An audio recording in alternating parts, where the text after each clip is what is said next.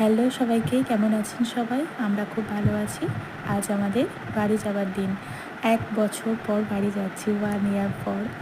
তো খুবই এক্সাইটেড, খুবই ভয়ও লাগছে, টেনশনেও আছি। এত গরমের মধ্যে ওখানে সবাই বলছে খুব গরম, কিন্তু এখানে বিশ্বাস করো এতটা পরিমাণ যতটা শুনছি ততটা পরিমাণ গরম নেই। তো সারা দিন রান্নাবান্না করে লাস্ট আমরা বিকালে বেরিয়ে পড়েছি। আমাদের এটা বিকালের ট্রেন, রাত্রে সেই মাঝরাত্রে যে ট্রেনগুলো থাকে সেগুলো আর নেই, সেটা এবারে করিনি।